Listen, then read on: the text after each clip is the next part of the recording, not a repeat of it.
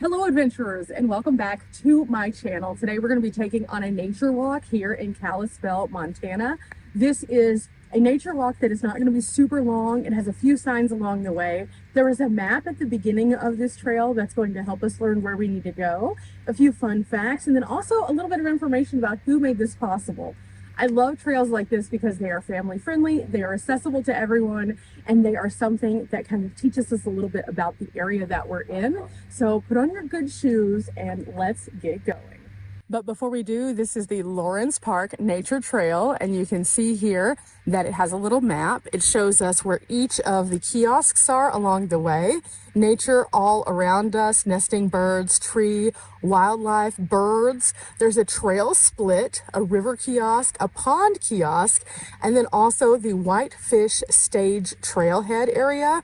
So it takes you kind of all through this area. Now, one of the nice things about this is at a local park, so you can find lots of other areas to recreate in the park, and that would be this entire area up here. Lots of cool stuff. They just ask that you keep your dogs on a leash, you don't camp here overnight, you don't have alcohol, pick up after yourself, and be out of here by 11 p.m. Okay, so now it is time for us to go. Another thing that the kiosk mentioned was that animals do not like being displaced from their spaces. So we need to be respectful that this is indeed their home, and we are just visitors here. So if we do see something, we need to try to not interact with it, we need to try to not feed it, and we need to try to just observe it from a distance, but then let it be. And so I think that that's really important, and I'm glad that they have that on the sign, because a lot of places, whenever you come out to places, they might say leave no trace, but people don't understand the full meaning of leave no trace.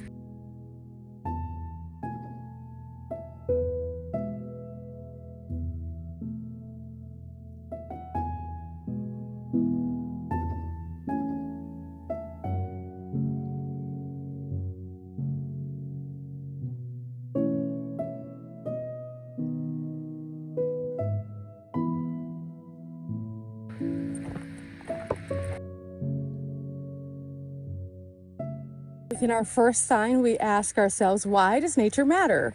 With Glacier National Park only 34 miles away from this site, this is a 40-acre natural area that does in fact matter, and it provides an accessible recreation opportunity for all park users to explore.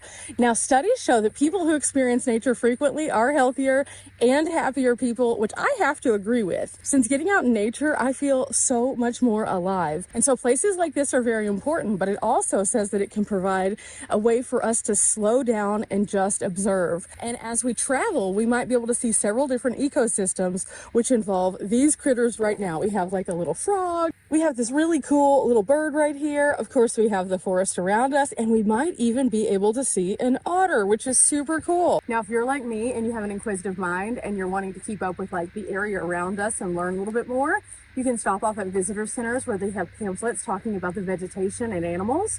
Or you can go to a place like yesterday, I went to Barnes & Noble, and they have an entire Montana book section.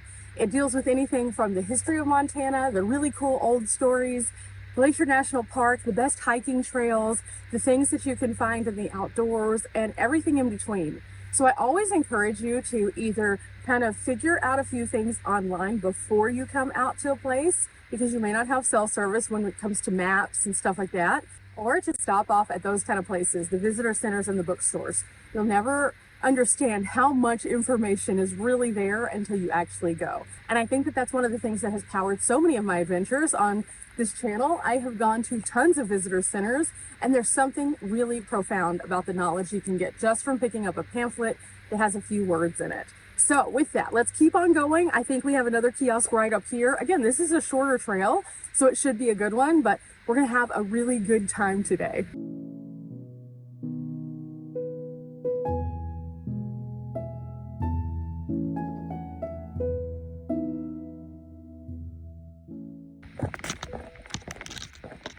What is that sound? Woodpeckers and the ecosystem. So this one talks all about the woodpeckers and how you can find them in many of the trees here. They have more than one kind though. They have a red-naped sapsucker, which is this guy right here. They have a northern flicker, and then they have the pleated woodpecker. These are incredible shots. They additionally have the hairy woodpecker and then the downy woodpecker here. And it says hairy woodpeckers are slightly bigger and have longer beaks than the downy counterparts, and their tail feathers are also much longer. So this could be a great way for you to kind of identify the birds out here. I love that on nature trails they have these interactive signs where you can not only see the information, but then kind of look around and see if you find any of these guys.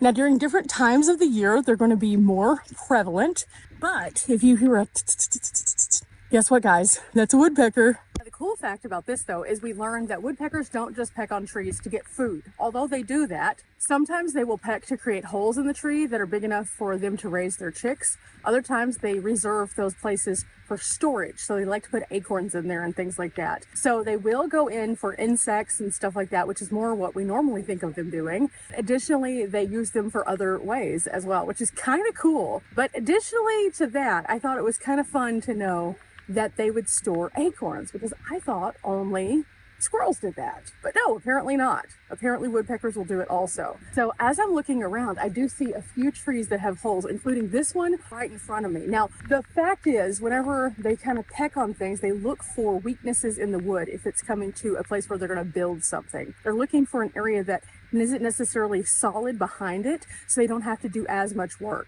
Now, in places like this where you have like a tree that might be a dead tree or a downed tree, you're going to have more of those kinds of areas. So you can see them a little bit more front and center, like this one. Check that out. It may not be a woodpecker's home, but it's definitely somebody's. And it is a rather large hole. It's probably, honestly, about the size of my fist. So that's a big, big hole right there.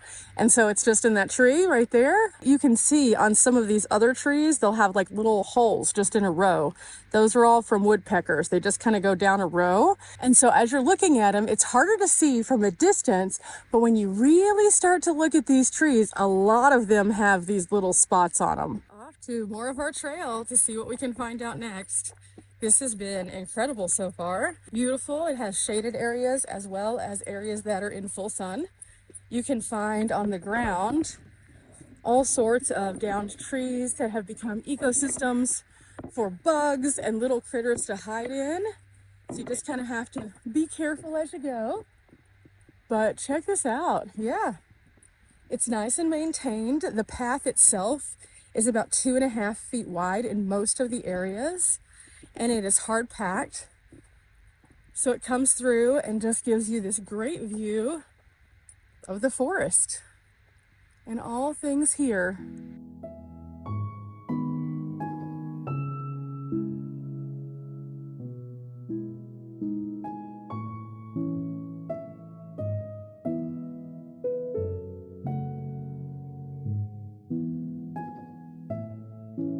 Wow, this is a huge uprooted tree that is probably 10 feet tall across. And then it has this skull on it, which we'll look at in a moment. But it's right across from this other sign, which says the trees above us. And it says here on this trail, we will see many different species of trees, and they could be separated into 2 kinds of classifications, deciduous and evergreens. So see, we're getting a little bit of a science lesson here, and I think this is great. It tells us the difference between the 2 and also how tall these things can get. Now, it also gives us some ideas as to which trees we're looking at based on the leaves. So I remember whenever I was much younger, we had a science project where we had to do a leaf collection to identify the trees. This is their version of that. It's just a nice way for us to be able to say, okay, if we see these right here and they have a gray bark on the tree, guess what? It's a black cottonwood. Oh my gosh, guys, look at this. Look at this. Right here beside me. They just walked straight on through. Hi, baby. Oh, and then there's a little one also that went and hid. Oh, beautiful.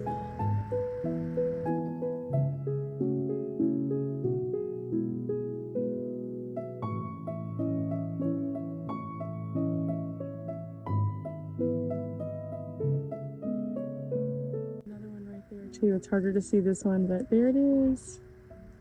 So they're all in this glen area right over here, and it kind of goes back to this opening behind. And so they're just like grazing over there.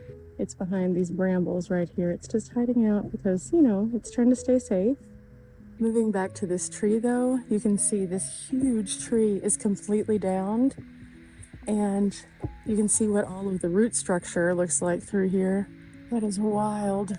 As for the skull, it looks like a person put that there. It's kind of weird, but incredible. We're gonna move forward and let the deer just have their moment.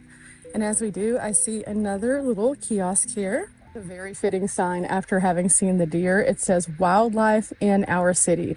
And it talks about the white-tailed deer, which is what those were. And it says here, white-tailed deer is considered a keystone species, meaning other species depend on them for survival. Additionally, it tells you that a young deer is called a fawn, and an adult male is called a buck, and a female is called a doe. Even though those are pieces of information that I already knew, some people may come out here and not know, and so they can learn that. But then also, if you are quiet, you might actually see them.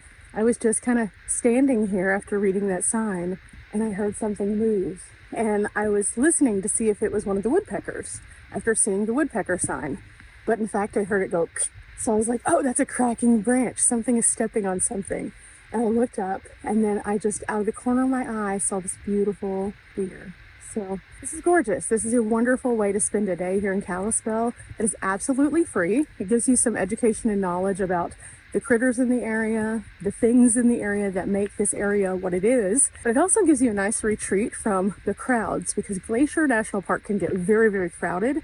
So if you're wanting a little small adventure that's not something huge while you're in the area, this is a good one. I would definitely go to Glacier because Glacier is fabulous. But if there's a day where you needed like a departure from the park just to kind of see Kalispell, this would be a good small park to bring your kiddos to. I'm enjoying it thoroughly, but there's a little bit more here. Let's find out. It does mention that we're entering into a different ecological area as we get closer and closer to the water. And this is a transitional area where you're more likely to see otters, muskrats, beavers, and red fox. Additionally, you will see a lot of the deer in this area apparently, but they do have eagles and coyotes as well, so that's pretty cool. So as we continue going forward, we'll keep our eyes open, we'll keep our necks on a swivel, we'll listen for sounds, and we'll see if we can find anything else. This is a glorious, glorious day to have a good day. And nature areas like these are places that you can find across the country in various ways. Most communities have some form of nature trail that they have created so people can learn about the area. And so if you have a nature trail in your area, give it a shot. Even if it's just like a small trail, it gets you out there and gets you active. But look at this. I mean, if we wouldn't have come out here, we wouldn't have learned about some of the things on the kiosks, and we wouldn't have seen those beautiful deer. At this point, we have made it to the place where you can go to the Downy Loop. I am about 11 minutes and 25 seconds into my walk today, and I've been taking it super slow. So this is not a long walk. You could probably get to this point in 5 minutes if you were just power walking it, but I've stopped and read every sign. I've taken the time. I watched the deer for a couple minutes. So yeah, Downy Walk goes down in this direction, and that takes you on a more lengthy endeavor, which is going to be about the same, it looks like, in way of the trail. It's going to be a hard packed trail.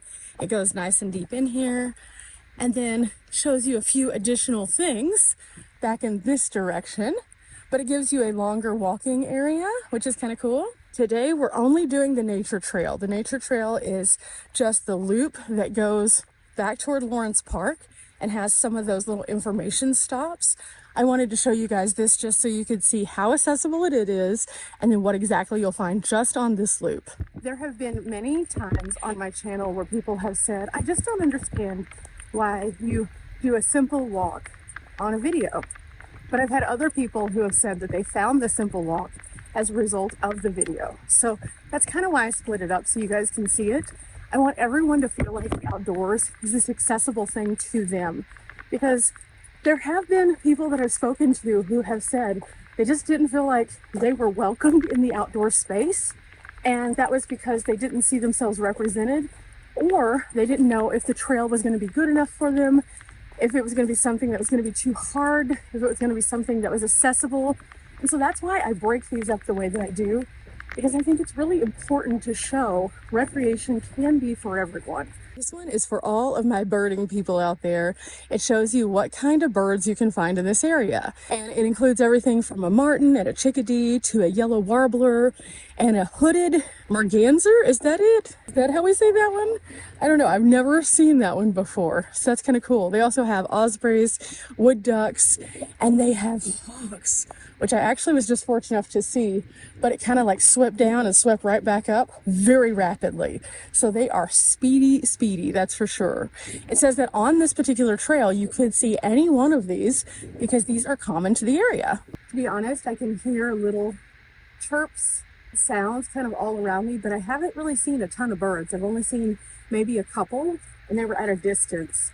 So they are out here. It's just a matter of seeing them. And again, you're going to be more likely to see them the quieter that you are and the slower that you go. This section right here that I'm going through is the roughest section. It kind of juts down. It looks like it had a little bit of washout. It looks like right in front of us, we have gotten back to yet another place where we could turn off on this trail and go on a side quest adventure.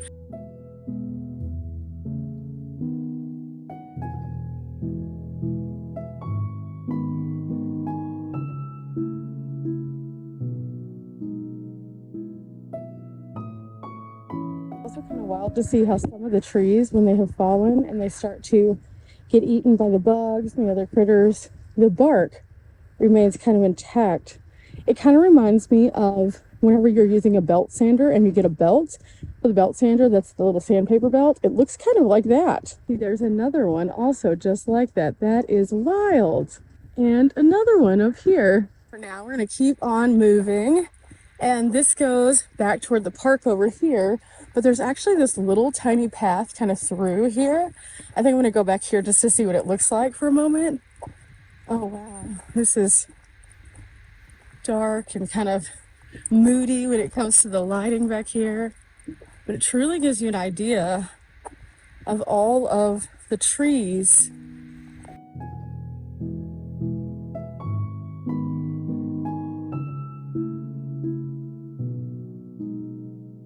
Just like that, we made it back to the ending of this section of our trail. This was absolutely the easiest thing. It was not ADA because it does not have pavement, but there were very few routes, mostly hard packed. Only one section that dips down, and the Lawrence Park Nature Trail had so much information. Now again, this was us just taking the trail itself, no connectors, nothing else, and it was a very easy trail. I would definitely say anybody could do this one. It's fascinating to have those little knowledgeable signs. Now if you did decide to go out toward the Whitefish Trail area, there's a little bit more over there that you can learn from. And in that particular area, I think there's 2 more kiosks. So those are good opportunities for you if you want to extend your hike just a little bit further. But if you're just wanting to get out and do a quick walk and see something cool with some neat information along the way, this is a great one. I definitely think that kids of all ages could do this one, as well as people who might not be able to get out and do a very long hike. This was very short. It was very doable.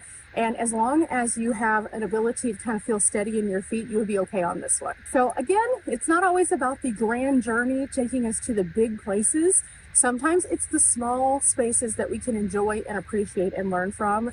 And definitely, if you're wanting to see some nature, this one is a super, super great one. I love sharing places like this with you because they're not the things that we would normally do on the big adventure days, but not everybody wants to do a big adventure. Some people just want to have a small thing that they can do that they feel comfortable and confident in to get out in nature, to get them more prepared for going on those big adventures. Some people just have the ability to do shorter spaces based on their own physical needs. And I think that this one would be good for that. Remember guys, we're not here for a long time, but we are here for a good time. Get out, move your body, enjoy yourself. And if you cannot, I hope today's journey has been a great one for a little digital field trip. Till next time, bye.